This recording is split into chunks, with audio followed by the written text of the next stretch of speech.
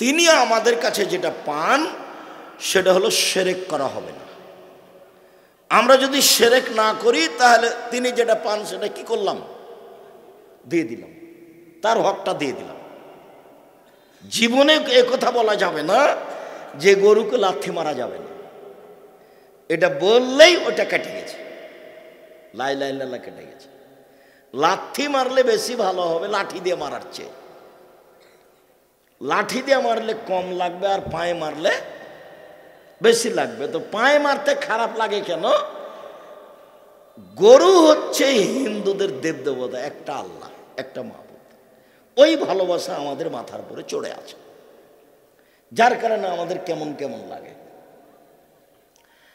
রাজশাহী চাঁপাই নবাবগঞ্জে কুলাতে, কুলা বুঝেন আপনারা? তো আপনার মা কুলাতে চাউল ঝাড়ছে, তখন আপনার ছেলেটা লাফ দিয়ে এসে কুলার উপরে চড়ে নিয়েছে।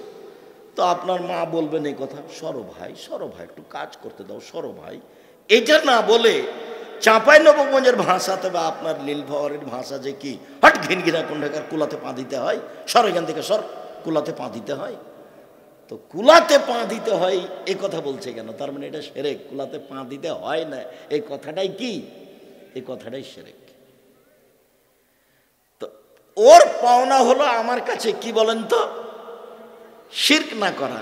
আমার পাওনাটা কি তার কাছে? শাস্তি না দেওয়া। উনি আমাকে শাস্তি দিতে পাবেন না, তবে পদ্ধতি হলো তারটা আগে দিতে হবে। বুঝাতে পারিনি। পদ্ধতি হলো যে তার পাওনাটা আগে তাকে দিতে হবে, তখন তিনি আমারটা দিবেন। তারটাকে যদি আমি পূর্ণ না দিই তখন বলবেন না, তুমি আমার সাথে নিমখারামি করেছ, তুমি আমারটা দেওনি, তোমার সাথে আর হলো না আমার। তার নাম হলো শিরক।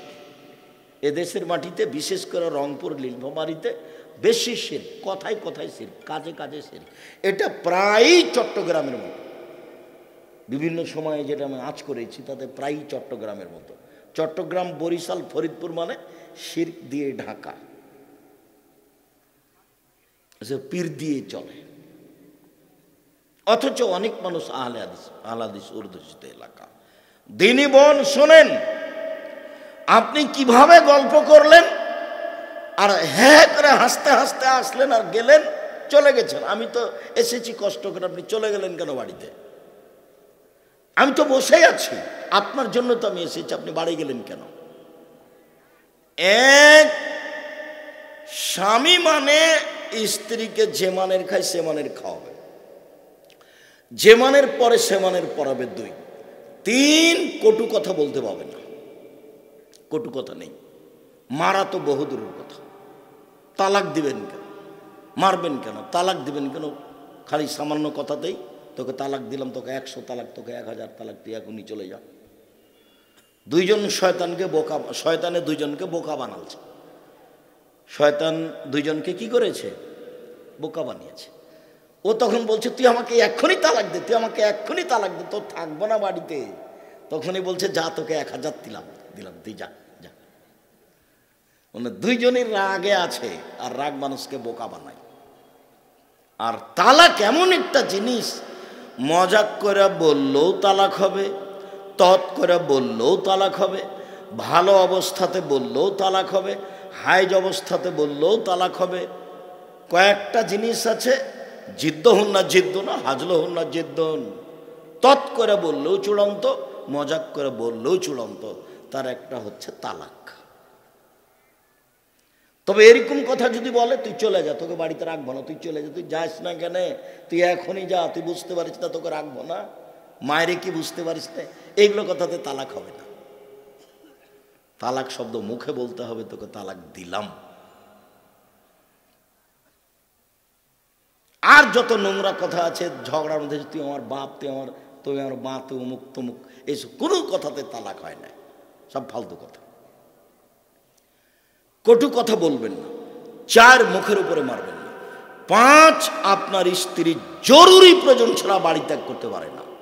চাচির বাড়ি, খালার বাড়ি, ফুফুর বাড়ি, নানির বাড়ি, মায়ের বাড়ি, দাদির বাড়ি, কোনো বাড়ি যেতে পারে না জরুরি প্রয়োজন ছাড়া। তার নাম স্বামী, তার নাম পুরুষ, তার নাম স্বামী। তার নাম পুরুষ। কাপুরুষের পরিচয় দিয়ে একটা মূর্খ মানুষ স্বামী হয়ে সংসার নষ্ট করেছে।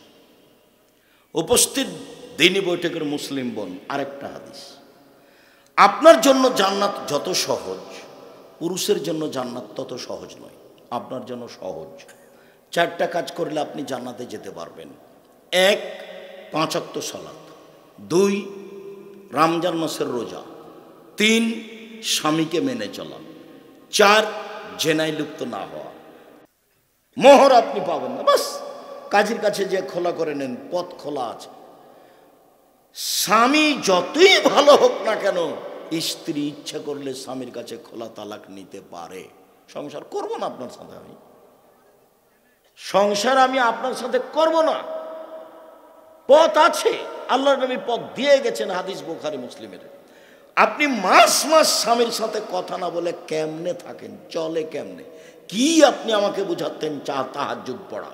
ওইসব তাহাজ্জুদ লাগবে না, ওইসব 5 ওয়াক্ত সালাত লাগবে না। আপনার স্বামীর মুখ খারাপ হোক, বেঁকা হোক, গালি দেখ, যাই দেখ, আমি পরামর্শ দিচ্ছি আপনি মেনে নেন। যদি শেষ পর্যন্ত নাই হয়, তাহলে আপনি এভাবে থাকিয়েন না। 24 ঘন্টার মধ্যে আপনি তার কাছে খোলা তালাক করে নেন। 30 দিন পরে অন্য জায়গাতে বিবাহ বসেন, আর না হলে ছেলেদের সাথে থাকেন, মেয়ের কাছে থাকেন, কোনো সমস্যা নেই। আপনি এভাবে সংসার করিয়েন না। 3, স্বামীকে মেনে চলেন। 4, জেনায় লিপ্ত যদি না হয়, ঘটেও যদি যায় তাকদির বশত, এখন আপনি কান্নাকাটি করেন, এটা আল্লাহর সাথে জড়িত পাপ, নিরাশার কিছু নেই। মরা পর্যন্ত আল্লাহকে বলতে থাকেন। মুসা আলাইহিস সালাম 1 থাপ্পড় দিয়ে মানুষ মেরেছিলেন, বাকি জীবন আল্লাহর কাছে ক্ষমা চেয়েছে। আল্লাহ বলেছেন যে আমি মুসাকে কি করে দিয়েছি, ক্ষমা করে দিয়েছি। আপনি ক্ষমা চান, 4টা কাজ করেন, জান্নাতের সব দরজা খোলা। 1, 5 ওয়াক্ত সালাত, 2, রমজান মাসের রোজা, 3, স্বামীকে মেনে চলা, 4, জেনায় লিপ্ত না হওয়া। জান্নাতের সব দরজা খোলা। এইখানে জান্নাতের সব দরজা খোলা কথাটা বলতে গিয়ে আরেকটা কথা বলি, সেটা হলো এই যে এমন একটা কাজ আছে দুনিয়াতে, গরম পানি, এমন একটা কাজ আছে দুনিয়াতে যে সেই দোয়াটা পড়লেও দরজা সব খুলে দেওয়া হয়। সেটা হলো ওজুর পরে যদি আপনি বলেন আশহাদু আল্লা ইলাহা ইল্লাল্লাহু ওয়াহদাহু লা শারীকা লাহু ওয়া আশহাদু আন্না মুহাম্মাদান আবদুহু ওয়া রাসূলুহু, তাহলে আপনার জন্য জান্নাতের সব দরজা খুলে দেওয়া হয়েছে। আল্লাহুম্মা জাল্লি মিনাত তাওয়াবিন ওয়া জাল্লি মিনাল মুতাতাহিরিন, এই দোয়া পড়লে নেকি হবে, কিন্তু জান্নাতের দরজা খোলা হবে না। কোন দোয়া পড়লে খুলে দেওয়া হবে? আশহাদু আল্লা ইলাহা ইল্লাল্লাহু ওয়াহদাহু লা শারীকা লাহু ওয়া আশহাদু আন্না মুহাম্মাদান আবদুহু ওয়া রাসূলুহু। সম্মানিত দ্বীনি বোন, আপনি মনে করছেন যে আব্দুর রাজ্জাক সাহেব আমাদেরকে খুব কষ্ট দিলেন। না, কষ্ট দিনি আপনাকে। আপনার জন্য আমার আরো 2টি কথা। সংসারটা আপনার উপরে নির্ভর করে। মা হলে 4টা জিনিস লাগে, যেটা আমি 30 বছর থেকে বলছি। মা হলে 4টা জিনিস লাগে, যেটা জরুরি। মা মানে এই 4টা লাগবেই। জাবের রাদিয়াল্লাহু তাআলা আনহু, আল্লাহর নবী সবাই মিলে যুদ্ধ করে আসছেন, এখন মদিনায় ঢুকবেন। তা আল্লাহ রাসূল বলছেন এই সবাই এখানে থাকো, আমরা সকালে ঢুকব। তো জাবের বলছেন আল্লাহর নবী আমি নতুন বিবাহ করেছি, আমাকে বাড়ি যেতে দেন। তখন আল্লাহ রাসূল বললেন যে তুমি কুমারী মেয়ে বিবাহ করেছ না তালাক প্রাপ্তা মেয়ে বিবাহ করেছ? তো জাবের বললেন যে আমি তালাক প্রাপ্তা মেয়ে বিবাহ করেছি। তো আল্লাহ রাসূল বললেন তুমি এটা কেন করলে, কুমারী মেয়ে বিবাহ করলে না? তখন জাবের রাদিয়াল্লাহু তাআলা বলছেন আল্লাহর নবী আমার আব্বা উহুদের যুদ্ধে শহীদ হয়েছেন, আমার 9 জন মেয়ে রেখে আমার 9 জন বোন আছে। আল্লাহ নবী শোনেন, আমার আব্বা উহুদের যুদ্ধে শহীদ হয়েছেন, 9 জন মেয়ে রেখে আমার 9 জন বোন আছে। আক্রাহু আন আতাজাওয়াজা মিসলাহুন্না, আমার বোনদের সমবয়সের মেয়েকে আমি বিবাহ করা পছন্দ করিনি 4টা কারণে। আমার বোনদের মতো কম বয়সের কম বুদ্ধির মেয়েকে বিবাহ করা পছন্দ করিনি 4টা কারণে। আল্লাহর নবী 1 লিতুয়াল্লিমাহুন্না, আমি বেশি বয়সের বুদ্ধিমতী মেয়েকে সংসার সম্পর্কে বুঝে এরকম মেয়েকে বিবাহ করেছি চারটা কারণে। এক, আমার বোনদেরকে বিদ্যা শিখিয়ে দিবে। দুই, বলে তুয়াদ্দেবাহুন না, আমার বোনদেরকে শিষ্টাচার শিখিয়ে দিবে। তিন, বলে তুরাজ্জেলাহুন না, আমার বোনদের মাথার চুল চিরুনি করে সাজগোজ করে রাখবে। চার, বলে তাকুমা আলাইহিন না, আমার বোনদের উপরে পাহারা দিবে। উপস্থিত বৈঠকের মুসলিম বোন মুখস্থ থাকবে। এই ছেলে, তুমি মুখস্থ করো, তোমার মাকে বলে দিও। এক, বিদ্যে।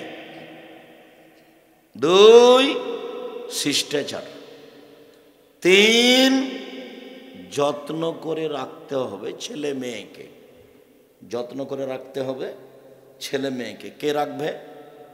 মা। চার, ছেলে মেয়েকে পাহারা দিবে। এবার বলি তোমাকে দুইটা কথা।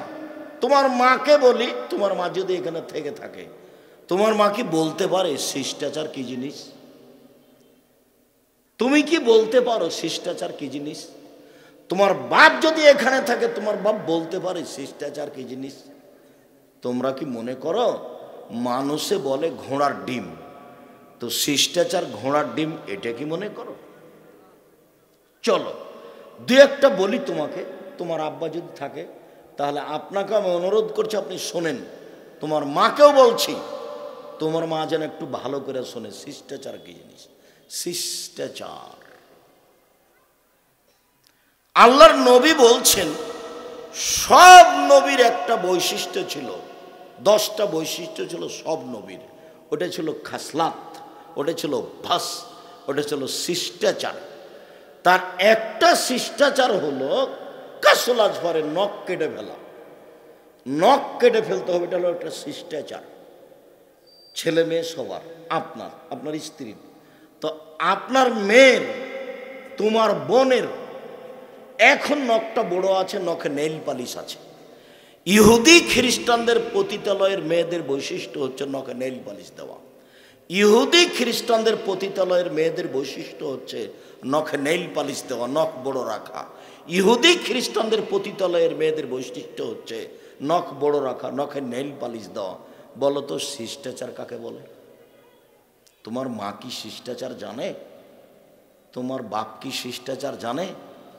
তোমার মা তো একটু কাজে 19-20 হলে রাগ করে, এই তোকে যে বললাম এটা করতে, করলি না কেন? তো তোমার মা কি একবার বলে দাঁত ভেঙে দেবো একবারে, নখ কাট, আগে নখ কাট, নেইল পালিশ দিয়েছিস কেন, মেহেদি দিবি? আল্লাহ নবী বলেছেন মহিলারা হাতে তো মেহেদি দিবে, দিবে পায়েও দিবে, দিতেই হবে। মহিলারা মেহেদি লাগাতে বাধ্য, বাধ্য, দিতেই হবে। আর পুরুষের দেওয়া অপরাধ। শিষ্টাচার কি জিনিস? তোমার বাপ একটা তোমার ছোট ভাইয়ের পেশাব পায়খানার জন্য পট কিনে নিয়ে এসেছে, সেটা হলো ঘোড়া। বলো তো শিষ্টাচার কি জিনিস? তোমার মা একটা তরকারির বাটি কিনেছে, সেটা হলো রুই মাছ। বলো তো শিষ্টাচার কি জিনিস? তোমার মা একটা আয়না কিনেছে, আয়না, সেটা হলো কাতল মাছ। বলো তো শিষ্টাচার কি জিনিস?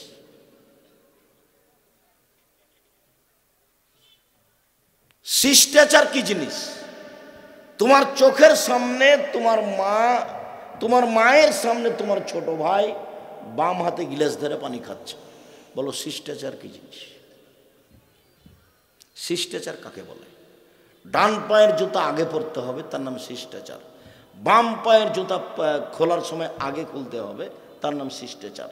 মসজিদে ঢুকলে আগে ডান পা ঢোকাতে হবে, তার নাম হলো শিষ্টাচার।